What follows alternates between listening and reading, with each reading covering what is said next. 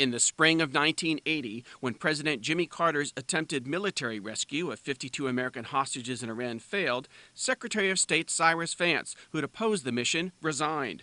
Carter immediately turned to Maine Senator Ed Muskie as a replacement. I was in my last year of high school. Ned Muskie, the youngest of the Muskies' 5 children, was 18 and the only child living at their Washington, D.C. home. Mom said to me, "By the way, it's very possible that sometime this afternoon, President Carter is going to call your father and ask him to be Secretary of State." Better known for his domestic policy prowess, Muskie also served on the Senate Foreign Relations Committee, meeting world leaders like China's Mao Zedong. I remember that day clearly when Dad was asked, and he happily accepted, because he respected President Carter.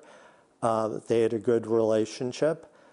Dad had been in the Senate already for 23 years. That weekend, the Carters invited the Muskies, the couples were already friends, to the presidential retreat in Camp David, Maryland. The Secret Service picked up Ned after his baseball game.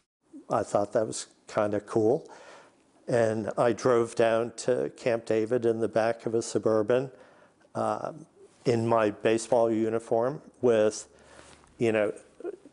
big guns, long guns next to me. And he spent time alone with the president. He asked me to go running the first morning, and we ran 10 miles. In his 9 months as Secretary of State, Muskie held the first high-level meeting with the Soviet Union after its 1979 invasion of Afghanistan.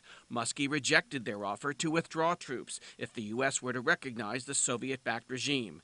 But it was the Iran crisis that dominated Muskie's tenure. It dominated everyone's lives, not just the administration's, but all of our lives. You saw the yellow ribbons on all the trees, and school kids were aware of the hostage crisis, and it was a very tough time for the nation. Iran freed all the hostages after 444 days, the day Ronald Reagan, who defeated Carter, was inaugurated January 20th, 1981. Secretary Muskie officially greeted them at a U.S. military base in Germany. I asked Dad why he accepted the job, and he thought it was of vital importance to the country that this hostage crisis be solved.